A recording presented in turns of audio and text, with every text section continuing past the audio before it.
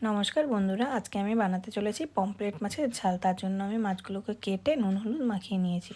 আর নিয়েছি একটা বড় সাইজের পেঁয়াজ কুচিয়ে নিয়েছি, অল্প করে আদা বাটা, আর আছে 4টের মতন রসুন বাটা,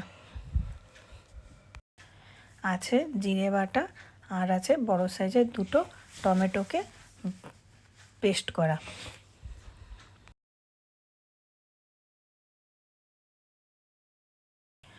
8-10টার মতন লঙ্কাকে আমি মাঝখান থেকে চিড়ে নিয়েছি, আর নিয়েছি ধনেপাতাকে ভালোভাবে কুচিয়ে।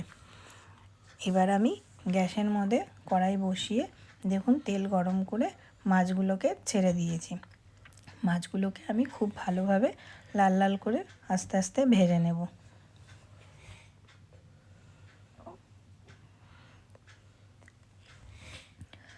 আপনারা পমফ্রেট মাছকে অনেকভাবেই খেয়েছেন, একদিন এইভাবে রান্না করে খেয়ে দেখবেন।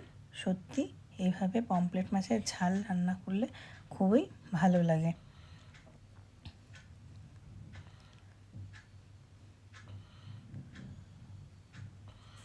আমার রান্নাটি ভালো লাগলে অবশ্যই একটা লাইক, শেয়ার আর সাবস্ক্রাইব করে দেবেন। আর আপনি যদি নতুন থাকেন তাহলে বেল বাটনটি টিপে দেবেন, তাহলে যে কোনো ভিডিও সবার আগে পৌঁছে যাবে আপনার কাছে। আমি মাছগুলোকে খুব ভালোভাবে লাল লাল করে ভেজে নামিয়ে নিচ্ছি।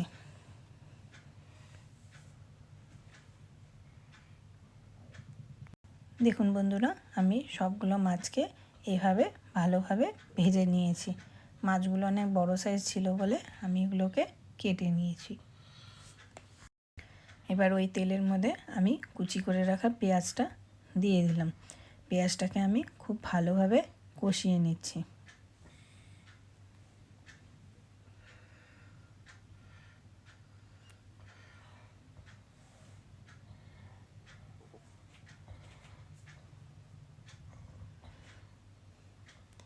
পেঁয়াজটাকে আমি মিডিয়াম আঁচ করে 5 মিনিট খুব ভালোভাবে কষিয়ে নিচ্ছি।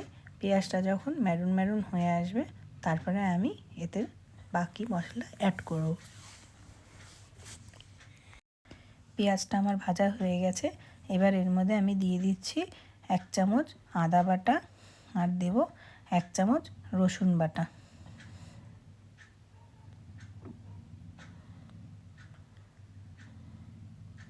আদা রসুন বাটা দিয়ে আমি এটাকে খুব ভালোভাবে আবার নাড়াচাড়া করে ভেজে নেব।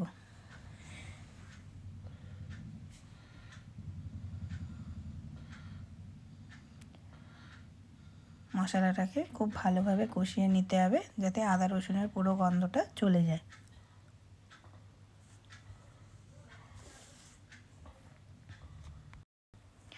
এবার এর মধ্যে আমি দিয়ে দিচ্ছি অল্প করে হলুদ পাউডার।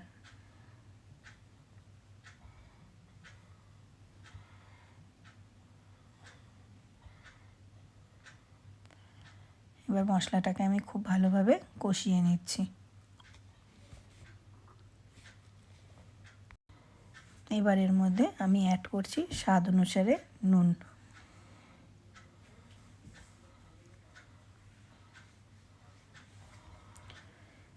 দেখুন বন্ধুরা, মশলাটার কি সুন্দর কষে আসছে, আর মশলা থেকে তেল ছাড়া শুরু করে দিয়েছে। এবার আমি এর মধ্যে দিয়ে দিচ্ছি পেস্ট করে রাখা টমেটোটা। মশলা কষানো কিন্তু আমার হয়ে গেছে। যখন মশলা থেকে তেল ছাড়া শুরু করেছে, এবার আমি পেস্ট করে রাখা টমেটোটা দিয়ে আবার খুব ভালোভাবে 5-7 মিনিট কষিয়ে নেব। মশলা আমার অনেকটা কষে গেছে। এবার আমি দিয়ে দিব চিড়ে রাখা কাঁচা লঙ্কাগুলো। কাঁচা লঙ্কাগুলো আমি শেষে দিলাম, তাহলে কাঁচা লঙ্কাগুলো একদম গলেও যাবে না, আর কাঁচা লঙ্কার একটা স্মেল এটার মধ্যে থেকে যাবে। কাঁচা লঙ্কাটা দিয়ে আমি খুব ভালোভাবে এটাকে 2-3 মিনিট নেড়ে চেড়ে কষিয়ে নেব।